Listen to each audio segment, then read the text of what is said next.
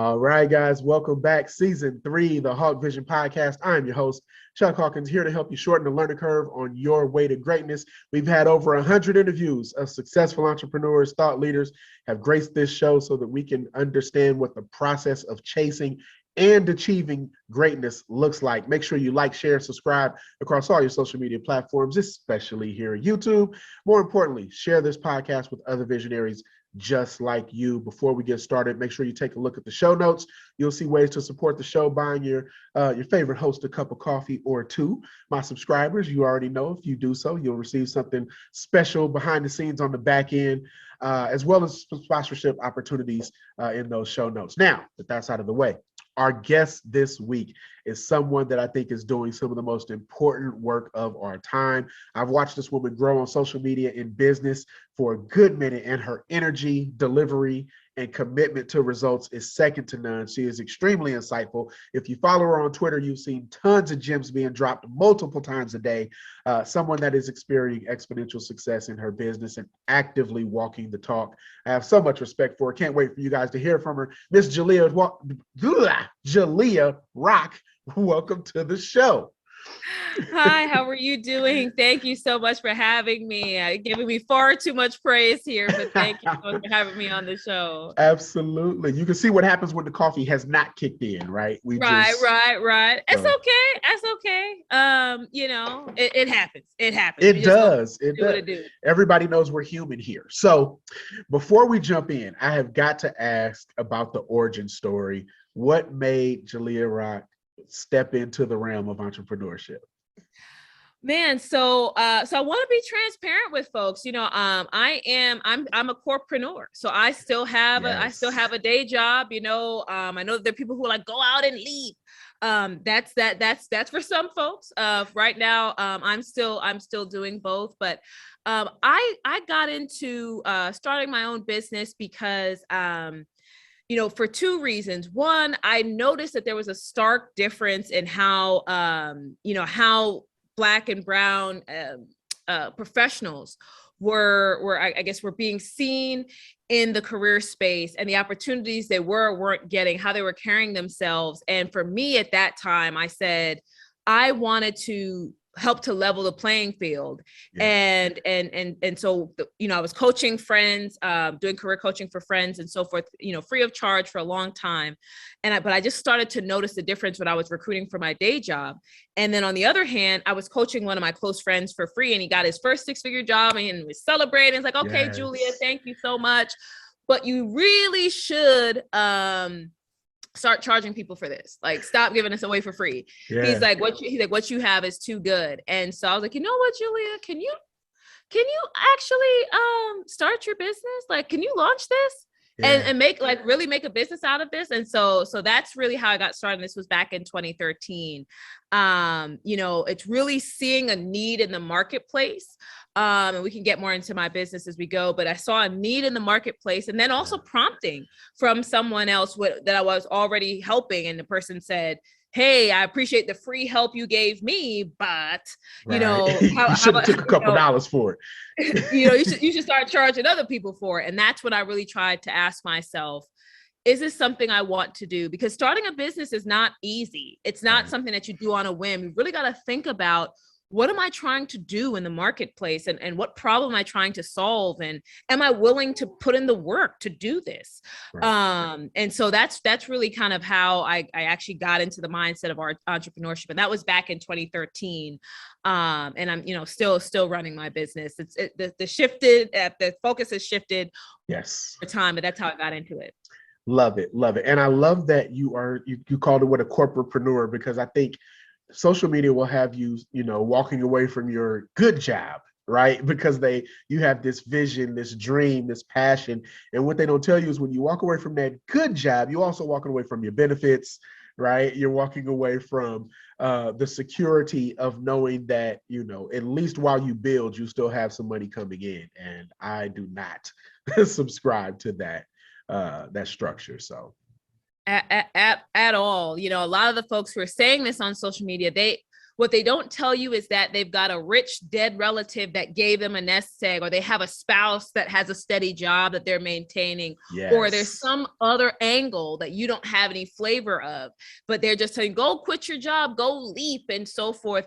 And it's like, but yeah, you left with a little bit of a safety net or things that you're not sharing with us, right? And so me, my dumb self is like, okay, I'm gonna leap too, but I don't have any of the stuff that you got. Okay, so I'm out here with no benefits. Meanwhile, your spouse has all the benefits. Get out of here. Has all the benefits. And then the other part that, and we're about to transition, but the other part that I think kind of helps to add to that storyline is that then they come back and they monetize. I was broke, I was homeless, I was done. It's like, yeah, but that was when you was telling everybody to quit their jobs. So don't try to, transition and now sell the story because you was broke and you got some work. Like, stop. Exactly.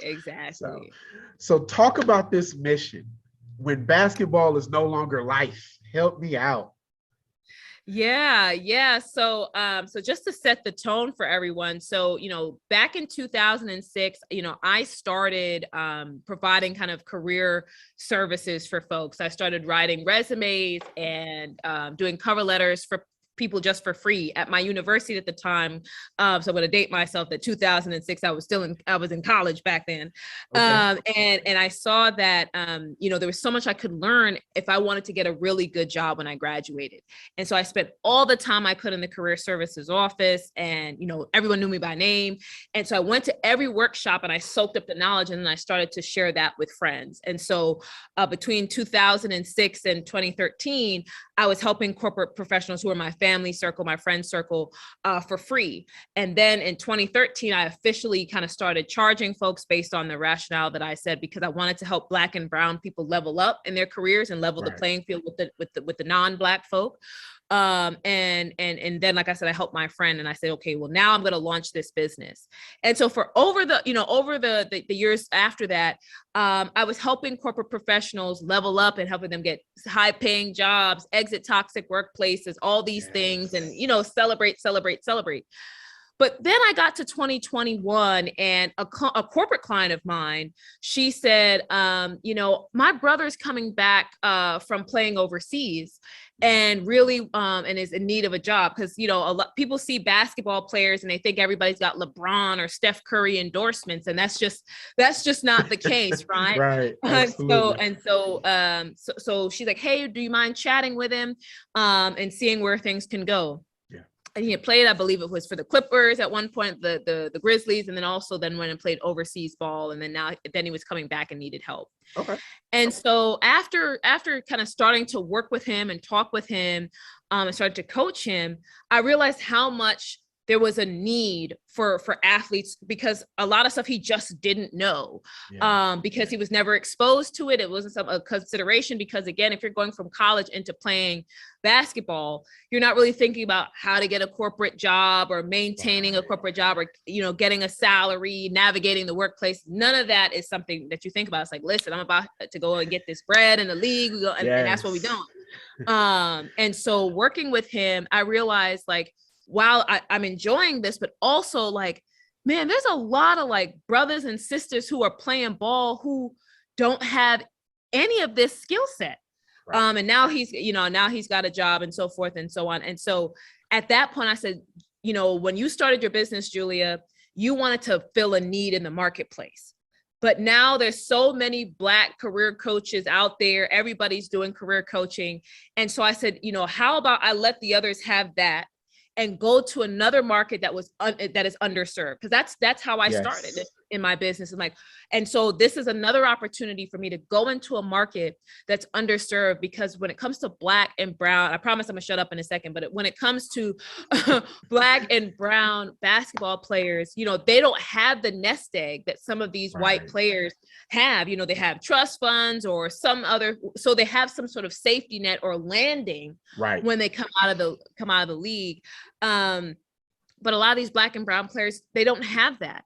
And so they come back and, and they're bagging groceries, or there's somebody's bank teller or something, and no tea, no shade to people bagging groceries and bank teller. I mean, get your coins, but for a lot of them, it's a huge step away from what they were doing. And then many of them, their identity is wrapped up in their sport. And so when they can't play their sport anymore, it's like, what do I do now? Who do I become? What opportunities do I have?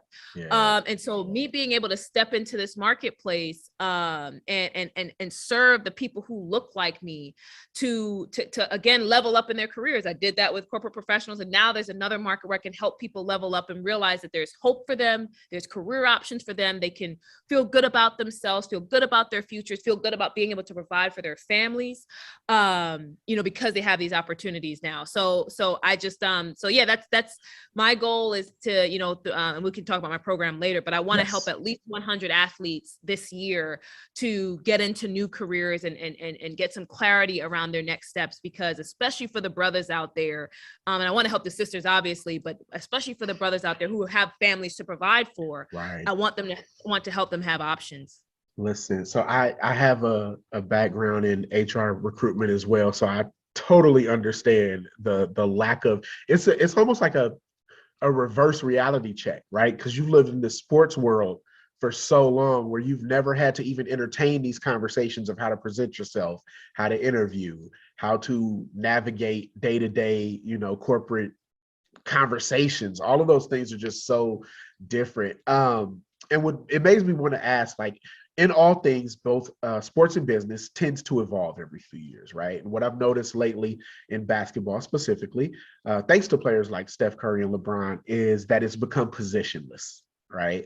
How does positionless basketball transition to off the court when you're trying to teach them how to find a position in corporate? So the focus is really about the skills you have, right? So it's really about the transferable skills, and then the interest that you have. So a lot of the conversation goes around, what are the skills that you've built that you can then leverage in a new position? Because you can, when you're playing basketball, it doesn't matter what position you have or whatever the case is. There's fundamental things that you build. There's a fundamental expertise that you build that then is transferable into a new career, whether it's time management, whether it's teamwork, whether it's strategy, whether it's prioritization, whatever it might be, communication skills, leadership. These are all these skills that players are not thinking about, but these are things that they have to execute when they're playing their sport, because in order to win games, because as you're a basketball player, the goal is to win games, right? You want to be at peak physical performance and you want to win games. And so, but there's a lot that goes into that. There's a lot of skills that you've developed to help execute and reach those objectives that then when you translate, when you're seeking to transition your career, you can pull on those things as well.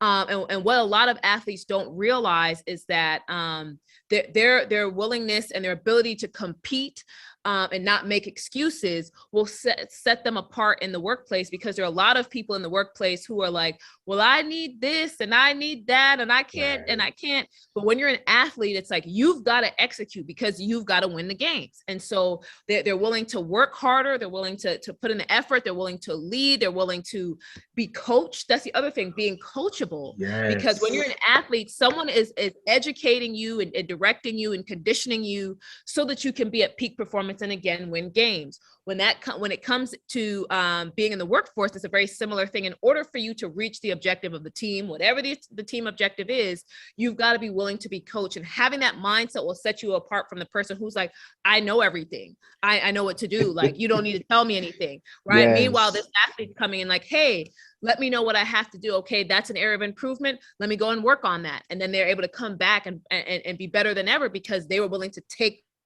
it's from the management, the supervisor, whoever, and now they put it into practice. So it's really about the transferable skills and qualities and traits that athletes have that really, help to set them apart when they get into the workforce. I love it. Now, we can't have this conversation without me asking.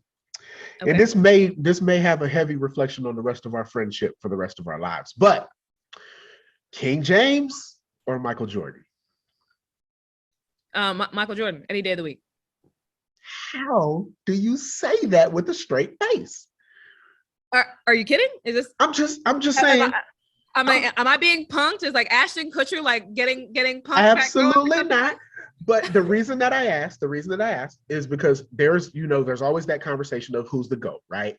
But Jordan has arguably been a better businessman with endorsements than he was a complete basketball player. And here's why I say that. We always hear about Jordan as this 6-time undefeated champion, right? How long was Michael Jordan in the league? Off the top of my head, oh gosh. So it was what, 1980? Roughly 84, something like that. It was like 1984, 85. Yeah. And then he played all the way, because when did he get off the Wizards? Was it 2000? He quit, came back, then went to the Wizards. So roughly 15, 16 years, right? Mm-hmm. What's 6 out of 15? Ain't that an F? Isn't I'm just saying, because if you look at LeBron's 20-year career, how many times did he go to the playoffs and championships? But the league, in all fairness, now the league is different, game different. I mean, because you remember watching basketball in the 90s. Absolutely, bully ball, knocked around. Yeah, you know what I mean. Like I Absolutely. feel like the game was a lot more physical on the bodies back then. I mean, I think of players think about someone like Allen Iverson. That dude was just getting knocked around the floor. Yes. I mean, because he was a scrappy player, and so he was getting knocked around. The league, now for good reason, want to make sure people maintain their physical health, no concussions, and so forth. But gameplay is different now. And so I feel like, and then when you look at the team that Jordan was able to build, because we all love LeBron, you mean when he didn't win until Scottie got there? Because LeBron, I'm just saying, LeBron took some nobodies to the championship. We're gonna do this right now. We're gonna do this. Second year? What happened? I'm just saying, when LeBron left, Cleveland fell apart. When Jordan left, I believe the Bulls were still in the finals. Oh, okay. Keep going. I'm sorry. But here's the thing. Here's the thing about Michael Jordan, though. I think the mindset and the excellence he demanded from the team. I mean, we all watched the Last Dance and all that kind of stuff. The romanticized, yes. You gonna do this? No. So here's the thing. I am not a Jordan hater. As a matter of fact, anybody that knows me knows that I'm more football than basketball any day of the week. Okay. However, my thing with Jordan is that people romanticize the era of when he was great, right? Those 6 years, and arguably best 6-year run I've ever seen. But do we celebrate greatness, or do we celebrate a longevity of greatness? Because if he's the GOAT, he couldn't get past other all-stars. LeBron did. If he's the GOAT, he had 4 years of experience in college and still couldn't do XYZ. LeBron went straight out of high school and got there. So I just have, I have a comparison issue. Like the same reason we give Tom Brady the quote unquote GOAT status are the same things which he deserves. I know people don't like Tom Brady, but like Tom Brady's the GOAT. Like I don't care what people say. Y'all don't gotta like his politics, but he's Tom Brady. So but the same reason that we give Tom Brady credit, we find excuses to give for Jordan, right? How so? Wait a minute. Because we talk about, see this thing going so left, but we talk about Tom Brady, we say he played in the trash division, right? The division was absolutely horribly trash. But 6 Super Bowl rings, won his division 20 times, 20 years in the league, arguably has all the stats, all that. So we give him longevity plus his championships, right? Right. We only talk about Jordan's wins. Anytime you have this conversation, it's but 6-0, but he had 9 other chances to go. So what are we talking about? So that's all. So I know. I had to do it. I had to ask. Look, man, but I will say no wrong answer. LeBron is a superior athlete. Like he, as an athlete, I mean, how he's still able to play at the level that he plays at really is mind-boggling. Yeah. I cannot shade LeBron in any way. However, though, when it comes to GOAT status, I can't, like, who Michael Jordan was at the time and the way the league was and gameplay was at the time. Yes. I don't know if LeBron, and also Jordan played in college. LeBron didn't, so he was able to go in at a younger age with a different type of body than Michael. And then Michael played in a different era of basketball when people was really getting knocked around. It was crazy back then. Oh my God. So the barbershop argument, I really think, and I agree, the league was way more physical. And I loved the Detroit Pistons just for that. Like, I loved how physical they were, right? I don't know if that's the East Oakland in me or whatever at all, right? Anybody could get it. But does anybody want to see LeBron clearing out like Barkley used to with them elbows? Does anybody really want to see that? Like, because we always talk about these eras, right? Like, it was so rough. Does anybody want to see Giannis throwing his elbows the way that they used to do back? Like, no. So I think the evolution of the game was a good thing, because really Giannis would be knocking somebody in the face. But I think we just have to bring that conversation up when we're talking about greatness and who's the GOAT and so forth, because it's like, well, what era of basketball did they play in, and what did they have to overcome and survive in that era of basketball? I can't roll with the LeBron. I love LeBron as much as the next person. I would love to partner with him. So LeBron, if you ever see this, I want us to partner. But the GOAT conversation has to go in a different way. I'm just gonna say this. He might see this, and here's why.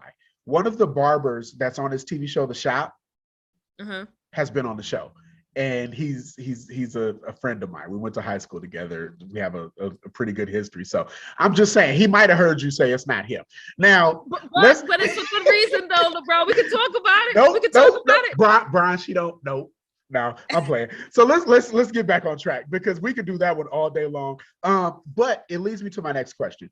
Tell me about building a personal brand and what it looks like off the court, and how you're able to coach ex-players and players that haven't, that maybe have one foot in, one foot out, they're getting ready to transition.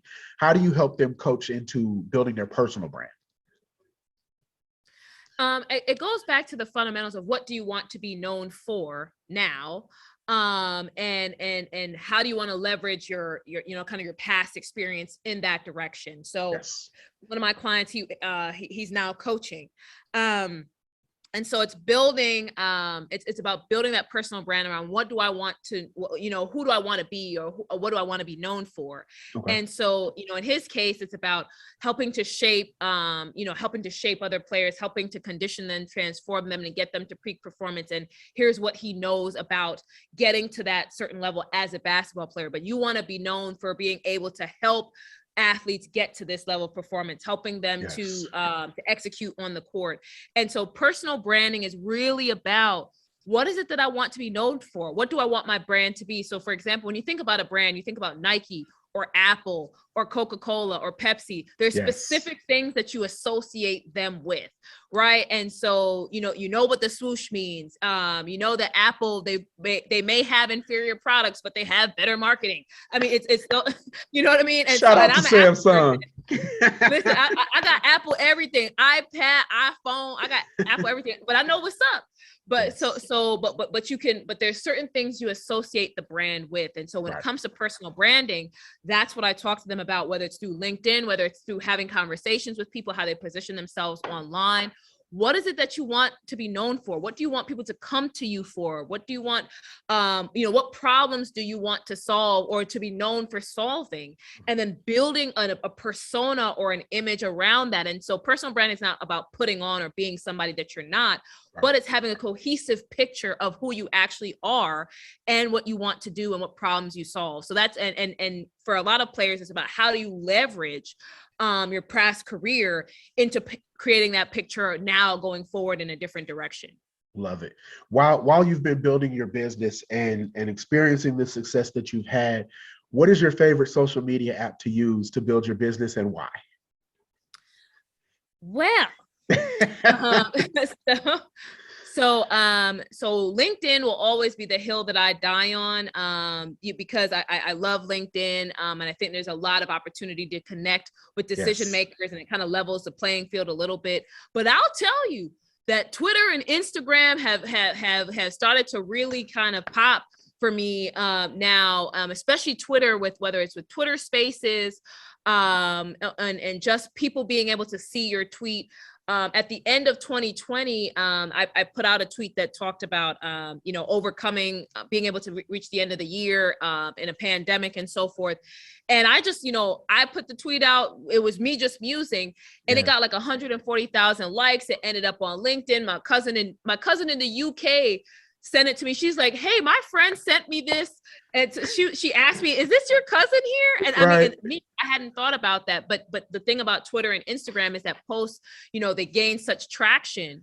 And the same thing goes for LinkedIn. But so LinkedIn, I would say, is definitely still like one of my top for professional networking. But I found, especially with where my audience is now, a lot of them are not on LinkedIn. The decision makers for organizations I want to work with, that's where they are. But then if I'm thinking about directly coaching people and getting people to directly enroll, Twitter and Instagram are kind of my two faves now. I can't get into Facebook. I know they might be there, but I can't with the cat videos and stuff. I don't feel like that's where I need to spend my time. But LinkedIn, Twitter, and Instagram are where it's at for me right now. I don't think that people understand how influential, and I know you hear Instagram and you hear people talk about going live on IG and all that good stuff. Twitter Spaces is absolutely phenomenal, but I think people underestimate how impactful and how real Twitter is, right? I tell people Twitter is the only social media app where you're going to get exactly how people feel, right? Whether they love it or hate it, you're going to get all of that real time because them thumbs don't lie. Right. Listen, whereas Instagram, it's really curated. I know that we're getting past the curated thing now, where we're trying to do photo dumps and kind of get away from all the aesthetics. But a lot of Instagram is curated because you have to have the right image and the caption and the hashtag and and then you got a reel and live, and you just doing all the things on Instagram. Whereas with Twitter, just putting out valuable content will get people to see you. Yes. And I have found that people follow me or people have wanted to work with me, and they DM me like, "Oh, I've been following you on Twitter now for like a year, and I've gotten such free gems. I was able to get a job interview from stuff that you've said." And I was like, "Oh, snap." I mean, because you're not paying attention. You're just out here giving people the game. Yes. Or helping people or trying to empower people. So that's one of the things that I do with my Twitter platform, is like telling people, how to stand up for themselves at work, or how to make sure that they are negotiating salary, or whatever it might be. But I'm able to just give people the game in real time, and it doesn't have to be overly curated. And then people can take it and quickly reply to it or share it. And so, whereas with Instagram, it's like you got to comment, and you got to see who's in the comments, and then you got to copy, screenshot. You got to do all that energy. With Twitter and Twitter threads, that stuff happens in real time. Yeah. Instagram is almost a second job. Like it takes a lot of curation, and I will live and die on Twitter. Talk to me about Twitter Spaces and how you've been able to leverage that platform as well for both your business and personal brand. Yeah. And so Twitter Spaces is obviously a relatively new feature, but what I have found is that getting into spaces with folks, and I hosted a space earlier this week that had, and this is the power of Twitter. I literally just tweeted, I think I should do a space on managers and how their leadership style is turning off employees. And this was just me thinking out loud, and that thing got 700 likes, and people like, do it. And I was just like, oh, I didn't know that anybody really wanted this. And so we hosted a space, and we had over 300 people. You had people like Minda Harts and Kanika Tolver and Angelina Darasaw in there. And it's just like, how in real life, right? And so, but I found that Twitter Spaces, it's been beneficial because people are already on Twitter, which is different from Clubhouse, because you had to go and be in another app in Clubhouse, and then you got into the gurus and the people who were selling and scamming people, and it was just a bad vibe in Clubhouse. With Twitter Spaces, you're already on the platform, so you can just wander into a space and then hear about the conversation and see what's going on and immediately connect with people. And then people can follow you and interact with your content. Whereas Clubhouse is truly just about the space, right? Like you're not interacting with people's content and so forth. So having it in an all-inclusive platform has been really helpful. And then you're able to take conversations that have kind of been on the timeline and kind of in threads and so forth, and really create a room around that. And so me being able to talk a little bit about career development on Twitter and then get into a space, people are then able to kind of hear me speak in real life versus just what I've put out on the timeline. And so I think people have said, oh, wait, so she's legit. Let me follow her. Yes. Because she's a real person.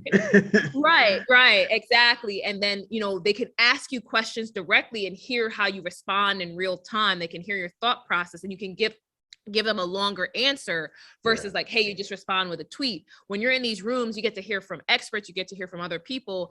And then again, people are able to see in real time, like, yo, you know what you're talking about. Because there are a lot of people who like, they pretend like they know what's up, or they pretend that they have a certain skill, which was the Clubhouse energy. And then you get into Twitter spaces where it's like, no, people ask you direct questions, and you need to be able to answer these direct questions. And so I think that has been really helpful. My plan is to leverage Twitter spaces more this year as they've now rolled out some additional features, the recording and so forth, so I can share with more folks. So I think it's a game changer in comparison to other social media platforms, because people were already on Twitter, and to now create this space where people can just talk about whatever is important. I think it's truly a game changer for people who are building brands and companies. Love it.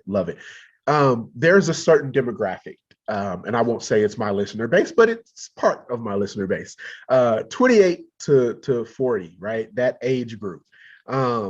Tell me the difference. Help me walk through the understanding of the difference between a job and a career, because I feel like a lot of people will have a long-term job and feel like it's their career. Walk me through what the difference is. So a career is something with a destination, that you have a goal or objective from a professional standpoint that you're seeking to go towards. So as you're making decisions about what jobs to take, it's in the context or through the lens of, I have career goals and career aspirations, someplace that I want to get to. Right. So I don't mind taking this journey so that I can get to point B, point Z, whatever. With a job, though, a job is just that. It's like, this is something I'm employed to do right now. And there's no real perspective around, okay, but where is this going to take me? What's the strategy here in order for, what am I doing with this position? Am I growing? Am I developing? Am I becoming a better professional as a result of this? And so I think that it's the lens through which you're looking at it that really creates the difference. Again, the career, it has some sort of strategy, some sort of kind of trajectory, some perspective, a goal at the end, something that you're trying to get to. Whereas with a job, it's just about, okay, well, what am I doing right now to pay the bills? What am I, what's fulfilling the need right now? But there's no real thought process about how all these pieces will fit together to get me to my objective. So what happens in that part where, no doubt, somebody's either watching this on YouTube or listening to this? Well, nobody's really commuting right now, but they're listening to this and they're saying, they might be. We don't know. People force people back into the office real fast because of these commercial leads. But go ahead. Yeah. So no, what I was going to ask is, what's that identifier? What's that seminal moment where you're saying somebody has that realization of, you know what, damn, I have a job. This is not a career. What is that part? And is it too late to transition towards an actual career? It's never too late. It's never too late. Whenever it hits you on the head, it hits you on the head. But the realization, it comes where you take that step back and look at where you are at work. And let's say you're making widgets and you're the best widget maker out there, but then you sit there and you ask yourself, okay, but what else, right? So I've been making widgets, and it's like, what development have I gotten? Have I, has my scope of responsibility increased? What's the next step after being widget maker? Am I team lead of the widget makers? Am I supervising the widget makers? Am I setting the widget making strategy? What happens after this? And I think a lot of times when it comes to jobs, people focused on the plot of land that's in front of them. I'm just doing what's here right now. I'm making the widgets. I'm paying the bills. That's it. Yeah. And it's only when you take that step back to say, what am I doing now? And where do I want to go? And is what I'm doing now enabling me to get there? Have I thought about what long-term success looks like to me? Have I thought about, where I want to be in 5 years? Have I thought about, is this job providing me with the development and the personal and professional growth that I would want in my life? And so I think a lot of times folks are not thinking about that. And it's when they finally take that step back that they have that realization, like, dang, I just been making widgets for 10 years. And the thing is, companies they will keep you in that job as long as you want to, because it's like, hey, you're doing what we need you to do. You're making the widgets so we can hire these other people to do the strategy and do these all the other things, because you are solid, giving us our 1,000 widgets a day, like clockwork. Yep. And it's not until you realize that, hey, I don't know if this is enough for me. I don't know if this is getting me to where I want to be. And then for some people, they may say that, hey, me making widgets for the next 15 years is good enough because it's paying for my kids, it's paying for my trip to the spa and all that. I'm good. Right. But it depends. And so for them, they can turn that and say, hey, my career is going to be a widget maker. I know what the end will be, that 10 years from now, I'll retire, I'll get my cake and my plaque, and that's good enough for me. Right. But then there are other people who are taking a step back to say, I don't know if I'm getting the right level of development or opportunity or exposure or growth for me to feel like I'm reaching my full professional potential if I just stay making these widgets. I love the power and the passion that you speak with. And so I can only imagine how good the coaching is one-on-one, but you have this group coaching that goes on. Talk to me about how you approach a room with so many different thought processes coming in and so many different sets of quote unquote luggage coming in, right? And how you're able to get everybody on the same page. So actually I haven't launched the group coaching program yet. Right now I've been doing one-on-one. Gotcha. And so, but I do have the program is launching in April of this year. And so the plan is, that I'll be able to do group coaching calls with them and then also offer up Q&A and so forth. But I have modules that are built in to speak to different areas that folks are coming in with. So for example, the very first thing that we talk about in the program is going to be mindset, career clarity, and mental wellness. Because part of the reason why people can't get to career success, they think that they're doing it wrong, is that, well, you don't even have the clarity about what it is that you want to do or where you want to go, or perhaps you're still experiencing trauma or something from, a prior job. And so all of that, feeds into kind of how you progress the rest of your career strategy. And so what I want to do is make sure that I'm setting the right foundation. And so through the group coaching program, the athletes will be able to share, hey, that this is what I'm going through, or they're going to share their homework and their updates as they go through some of the material, so they can get some of the right perspective and on how to, and how to move forward. So that's really the plan. Like I said, is to allow them the space to share, because they'll have the group coaching program and then they're going to have like a community where people can kind of share, hey, this is what I'm working on this week. This is where my mindset block is. And so that way I'll be able to answer questions and be able to provide insight. And then everyone else in the program can see what they're voicing and say, oh, wait, that's me too. And so, because I've been in group coaching programs from a business coaching standpoint, and I see how much we're able to help one another, because sometimes the coach doesn't even have to say anything, because it's like, oh, well, no, I've got the tool for this. Oh, or here's the book for this or something. And we can help each other. And especially for athletes who've been on a team, it's almost like having another team, right? Of people that have the same objective of you, who want to get a new career. And it's like, listen, bro, I got your back. Or listen, sis, I got your back here. Let's talk about this. Let's meet. Let's work separately outside of the group, ways that they can all help each other. So I'm really, really excited about launching it. Walk me through. I've always been fascinated with people that could create curriculum, right? Mm-hmm. Because I'm one of those people, like, I love to be in front of the room. I can talk, train, coach. I can do all those things. But coming up with curriculum in terms of the step-by-step flow has always fascinated me.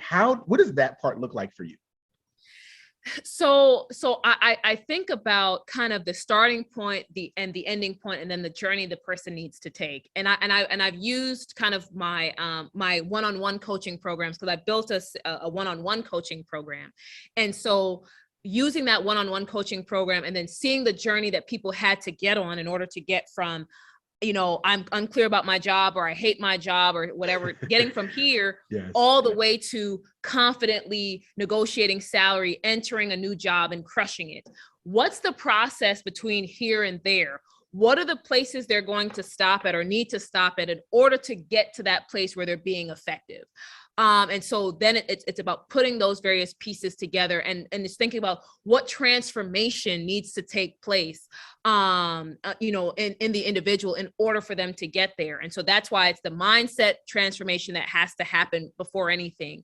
Yeah. It's about being able to look internally and then thinking about the specific tools and strategies you need to get you to that level of transformation. So it's really thinking about how you're going from here to here, and then what's in the middle, what kind of specific steps, because I don't want to give people the fluff of manifest, and now you're gonna have a new job and it's gonna be great. Like, okay, because that stuff just grinds my gears because you're not giving people anything actionable. So it's about what kind of actionable things can happen and need to be done in order to transform your situation and transform your life and transform your career. And so I think about that and then break that down into manageable chunks to say, okay, so we got to start here, then it's here, then it's here. And then create that philosophy all the way through, kind of taking those, like I said, taking it the kind of bit by bit. So yeah, it's starting with the end points and then filling in the middle as to what needs to be done to really reach that transformation. Love it. What does personal growth look like for Jalea Rock? What do you do to sharpen your own axe? So I've started to get into audiobooks because I felt like I was struggling with being able to sit down and read books. And as much as I love reading, a lot of times because of my day job and I'm coaching, then I'm speaking and all these things. It's like, okay, well, I've got to find another way to get my reading fix in.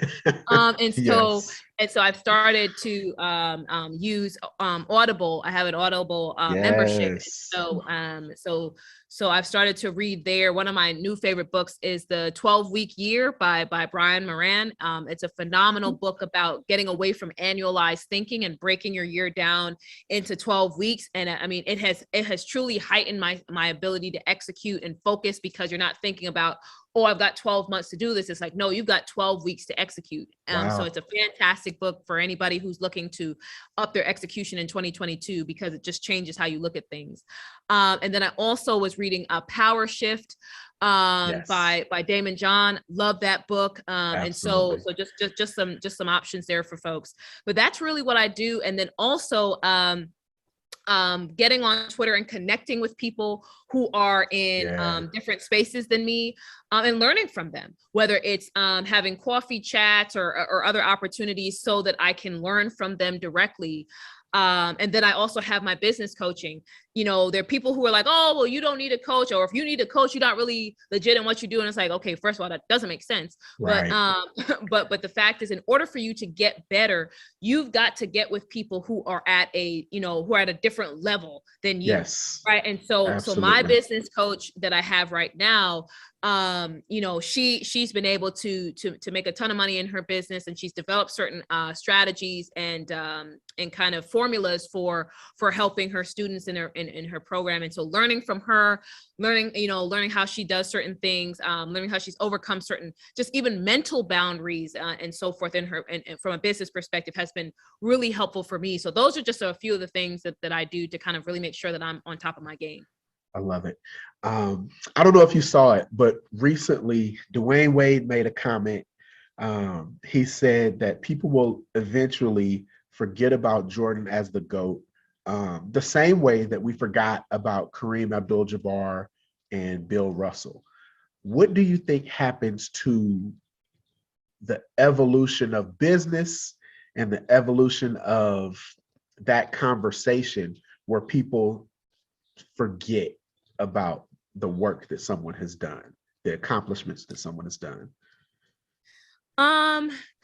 Well, I think it depends, right? Because the truth is, when you make an impact, you make an impact. Yeah. So I don't know if it's that people have completely forgotten. So let's just go back to the basketball example, completely forgotten about Bill Russell or Kareem Abdul-Jabbar. There have just been people who have come up, who have learned from them, but they're seen almost as the elders, right? Like they've been, Dr. J, Bill Russell, Wilt Chamberlain, whoever, like they see these folks as people who have laid the groundwork and overcome certain barriers, so that the folks coming up now, they don't necessarily have to go through those things, or they've been able to model their games after them. So they've set the tone and set the foundation. And so I don't think it's necessarily about forgetting. It's more so about what impact have you created, because impact is forever. Yeah. And I think about Jay-Z had an interview, I think it was with the New York Times, where he talked about that he plays forever. People talk about different kinds of music, but Jay-Z, he's like, I play forever. And, you think about Jay-Z's albums coming out in the 90s, and, in 2021, I'm still playing, Volume 1 or Reasonable Doubt, right? Absolutely. So, 22 twos, let's go. Listen. and so, but again, it's about the impact you create.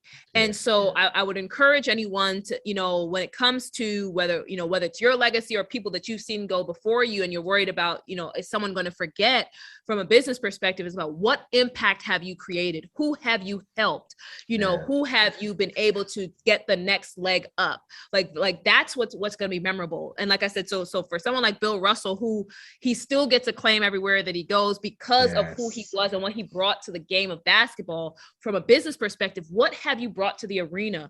Have you been a trailblazer in anywhere? Have you broken barriers down? How many people have you helped to be better? And it may not be for you to be in the spotlight. It may not be that you have to stay in the spotlight. It may be that you're enabling someone else, and that person's never going to forget what you've done for them, ever. Yeah. I tell everybody, you don't have to be a household name to be wealthy, right? And I think that social media has warped our thinking, thinking that you have to be famous to get your money in. And my goal has always been to help people understand the structure of what personal growth looks like, how important people skills are, right? Because those are the things that social media will never be able to teach you about people skills. There's no app for people skills. And when you have great people skills, those doors will open, those opportunities for money will happen, And so for me, it's, I love the way that you answered that question, because people get caught up with the easy answer is, well, the people that loved Kareem Abdul-Jabbar are all elders, right? So they're not having a conversation because now they're in the rocking chair sitting over in the room. And so now they're having a conversation about Jordan, and then Jordan, those people are going to be in the rocking chairs, But I think that you answered it perfectly, because impact is impact, right? There's no denying. I mean, and this is a horrible example, but it's the first thing that comes to mind.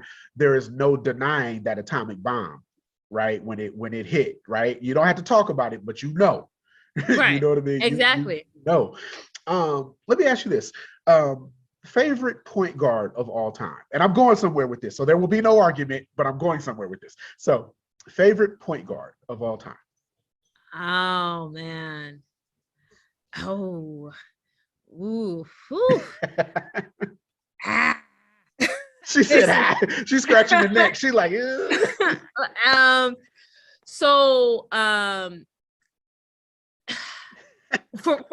for right now, because I'm like, yes, this right. I have to go right now.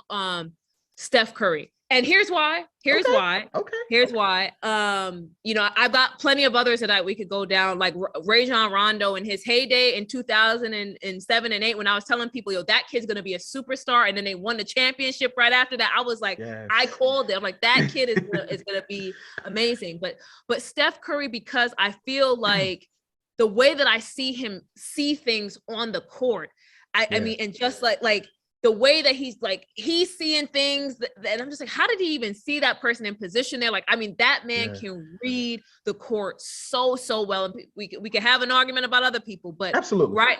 And I think that he plays such selfless basketball, and that has been part of the glue that has held the Warriors together until it started to blow up for different reasons. We'll talk about that a different day. But for a long period of time, that selfless basketball is what held the Warriors together. And it's like, hey, we're all on one team. We're all on active. And then, like I said, Steph Curry, the way that he was able to set people up and read the court. I mean, that dude just has a gift, man. So the reason that I asked that is, with him being your one of your favorite point guards of all time, would you model your business after him in terms of vision? I mean, the reason why I think I would is because, again, it's about the selflessness that through which he plays basketball. Yeah. And Steph is never trying to, I mean, yes, he's got the 3-pointers and so forth and so on. He's had the pressure on that. He's a splash brother. Yeah. He's soaking that in. But when you really look at him as a basketball player overall, outside of the 3-point shots, it's about, how do I get my team to a championship? How do I get people to win? And so from a business model standpoint, yes, I want to make money, but my goal is, how do I get the basketball players who look like me to win? How do I set them apart? How do I enable them so they can stand on their own too when they come out of the league and they don't necessarily have a huge nest egg to work with? Yeah. Because I feel like if I focus on the impact that I want to create for these athletes, the money will come. The NBA partnership will come, and whatever will come with the universities, because it's about the impact that I'm creating for those players and trying to read the field for them and set them up for success, and, you know, passing them the rock, making sure that they're good. It's not about me having the spotlight. It's more so about, how do I get you to the level of success that you want to get to? I love it. I watched an interview with Steph not too long ago, and they talked about his shooting coach, and they said he takes the splash part to heart, because when he's practicing his shot, he feels like if the ball hits the net, hits the rim, it's a miss. It's like that's how they practice. They practice for all swishes, right? Anything that hits the rim is a miss. And so the reason that I asked that question is because for the longest time, my favorite point guard of all time, I'll take that back. For when I was really young, it was Vinnie Johnson. So that's a whole nother conversation. But for the longest time, my favorite point guard was Allen Iverson. Right. And I was going to go with him first. Yeah. Like I said, with Steph Curry and how he's able to read the court is just a different level, but go ahead. No. So the reason that I was going to bring that up, my mentor once told me, he said, Chuck, you do business like AI. And I was like, what do you mean? He said, you don't care who's in the way. You don't care who's in the room. You are going to get what you're going to get. He said, that's going to work until business changes. And that's what got me into my personal growth and my people skills and my, XYZ, because I really approached it as if this is my ball, my game. I'm going, you know what I mean? Like, you cannot stop me getting away, whatever the case is. And obviously took a lot of lumps, right? Business wise. But when he taught me that, if you have a favorite player and they're really good at what they do, approach your business the way they approach the game. And so that's why I asked that.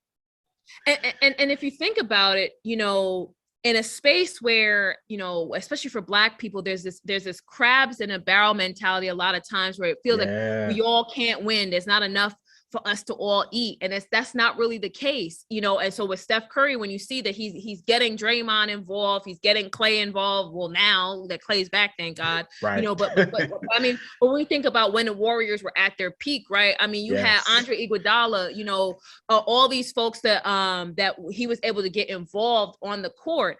And it's because, again, it wasn't about him. It's like, we're all trying to get to the same objective. And so for me, I approach that even when it comes to collaboration. I just did a Twitter space with Letitia Bird and Tiffany Tate. These are other Black women coaches who are out here doing the damn thing. And I don't feel like I'm in competition with them. It's like, listen, there are so many people out here that need career coaching help. We all can. There's more than enough opportunity. And so I think it's also that mindset of, like, it's collaboration over competition. We can all get there together, and we're stronger together, especially with people of color. And let me not even tiptoe when it comes to Black people. It's like we are much, much stronger together than we are divided or competing with one another. Absolutely. And you're in the perfect space, because it doesn't need to be said, but there's way more 9-to-5ers than there are entrepreneurs, right? So this coaching that you're doing is helping the masses, and for you guys to be able to partner, I think is absolutely phenomenal. Getting close to wrapping up, when you hear the word vision, what does that mean for Jalea Rock? So the thing is, when it comes to vision, it's about, I guess the way that I would put it is that where you're seeing things ending up. That's for me, like in the purest sense, like, where do I see things ending up? What do I want? What is the objective? Where do I see this going? And that's what I've applied to my business, is like, what's my vision for my business?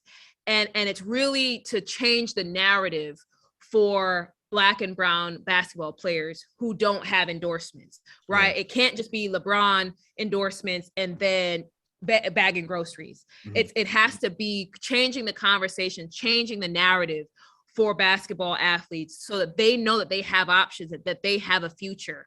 And it's like, and, you know, feeling like Kobe trying to put the team on my back right now, like, listen, you know, how many people can I get to that vision of changing the narrative for them, and creating opportunities for them, so that they feel fulfilled. Because when you leave your sport, it's almost like you have a hole, like there's a lack of fulfillment. And it's like, how do I change the narrative and change the mindset of all these athletes so they don't feel unfulfilled, so they don't feel like they're lost, so they don't feel like they're missing something or that they're a has-been. It's like, no, you're starting a new chapter. And so that's when I think about vision, is about, where do I want to go and what impact do I want to create?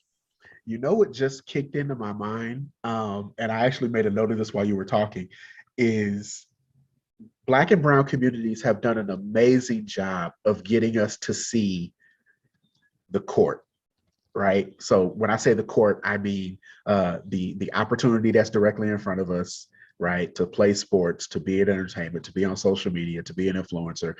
But we haven't done a good job, and this is why I really love what you're doing. We haven't done a good job of vision, right? Because not only is there the court, but there's the game, there's the business happening around the game, there's the cameraman, there's the opportunity to be a correspondent, there's an opportunity to be, you know, somebody that interviews players. There's so many ways to get into the industry or stay in the industry once you're off the court, that's the vision that we need to be making sure that these kids understand. And so I absolutely love what you were doing. And now I want to go watch Survivor's Remorse. Oh my God. Remember the show?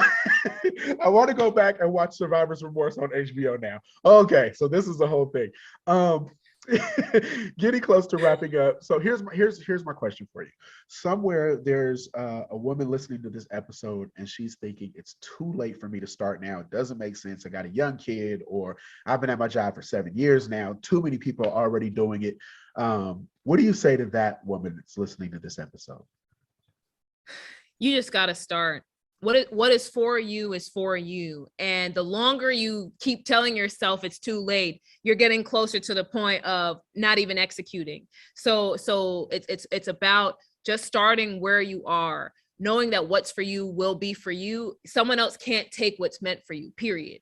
Yeah. And when you are working in your own lane, there is no traffic. So for the woman who's listening, who's like, hey, I've got a young kid, you make do in the situation that you have, but you just got to start. There's always going to be a reason not to start. There's always going to be an excuse not to start. But the truth is, you got to just, you have to start. You have to think about, my fear can't outweigh my desire for success, or the life I want to create for my child or for my family. You've got to put that ahead of the fear that you have, or the hesitation. So you got to just start. What is meant for you, what is meant for your life, what is meant for your family can't be taken from you. Has it been your experience that when you set your mind to something, you get a brand new hurdle? Right? Like you say, I'm going to launch this, and then 2 tires get blown out on the car. Like, has that been your experience? What kept you going anyway? Because so I can share, I was working on my business in 2021, and I experienced depression, and and you're just thinking, okay, because I was like, this is a new year, yeah, we're gonna get it, right? And then depression sets in, and all these things. And it's just like, but what keeps you going is that what I want and what I see for myself and the life that I want, it's worth it. I've got to keep going, because if I give up right now, that life that I envision, and I think about tangible things, spending more time with my grandmother in Barbados. She's 95. If I don't work hard enough, if I don't hustle, if I don't do what I need to do, I won't be able to spend as much time with her in her later years as I would like to, spending more time with my parents, giving back to my community, whatever it might be. Those, I think about the tangible things. And if I give up right now, there are people that I could impact that I'm not going to because I gave up. And there are things that I want for my life that I'm never going to get because I gave up. And so those are the things that you have to dig deep. And sometimes you feel like I can't keep going. I've got nothing left. And the truth is sometimes you just have to recalibrate, and there's nothing wrong with taking a step back and reassessing what you want. Yeah. But it's thinking about, if I don't do this, what I want is going to always stay outside of my grasp. Yeah. Have the things that you quote unquote want changed as your business has grown? I would say that things have changed even from when I just first started in my career. My goal when I first started my career, I wanted to be like this major investment stockbroker person on the cover of Fortune or Forbes and all this kind of stuff. First Black woman doing all this kind of stuff. But then as over time, what I have wanted has changed, was that I want to help Black and brown people level up. I'm rooting for everybody Black, as Issa Rae would say, and so what I wanted has changed, because it's like, well, how do I do that and create the life that I want? Versus just thinking about get into the bag, because that's important, because I don't want to work forever. Know what I'm saying? Yeah. But that's not the only objective. It's more about who can I influence and impact so that they can then set the tone for someone else. And I'll just give you a quick example. Sure. But when I was in one of my first jobs, I used to work at JP Morgan Chase back in, I guess it was 2006, maybe. Okay. Yeah, it was 2006. And I had a mentor at the company, and she was helping me with a problem with something, and I didn't know how to navigate a situation. And then working with her, I was able to work through it. And I told her, I was like, man, I can't thank you enough. Thank you so much. And she said something to me that has been my motto ever since. She's like, don't thank me. The best thank you can give me is to turn around and do this for somebody else. And that has stuck with me since 2006. And so that's what's kind of been infused and kind of, integrated into my business and how I live my life, is that it's not just about getting to the bag for me. It's about who can I help, who can then turn around and help someone else, who can then turn around and help someone else, so that we all get to our end goal. I love it. Let everybody know where they can find Jalea Rock online and what's next. Yes. So thank you so much. So for those who want to connect with me personally, they can connect with me on Twitter and Instagram at the Julia Rock is my handle on both platforms. And then you can also visit my website where I have the application and the wait list for Ball to Boardroom, which is my group coaching program for athletes. It's on rockcareer.com. Listen, Ball to Boardroom, man. So rockcareer.com. And then also, if you want to keep up with some of the emails and just kind of hear about what's going on and learning more as the program starts to launch, they can join my email list, which is rockcareer.com/BTO list. So B2B list. And so that's how folks can connect with me. I love it. Ladies and gentlemen, you have been rocking with the great one, Miss Jalea Rock, and yours truly here, Chuck Hawkins at the Hawk Vision Podcast. We've been talking about business, life after basketball, Michael Jordan, personal growth, and so much more. I hope this interview was informative. I hope we added a smile to your day, but most importantly, we hope that we've helped you shorten the learning curve on your journey to success. Make sure you buy your boy coffee. I'm just about empty, so you can support the show. Like, share, subscribe across all your social media platforms. Send in your messages like you guys have been doing, and your guest suggestions. I cannot continue to grow the show without you, my visionaries, and I'm so appreciative that you gave us your time today. You know how it goes. There's absolutely no miracle that will ever happen without someone doing something. We'll see you either at the top or from the top. The choice is yours. Miss Rock, thank you so much for joining the show. Thank you. Thank you so much for letting me be here. Thank you. Absolutely a pleasure.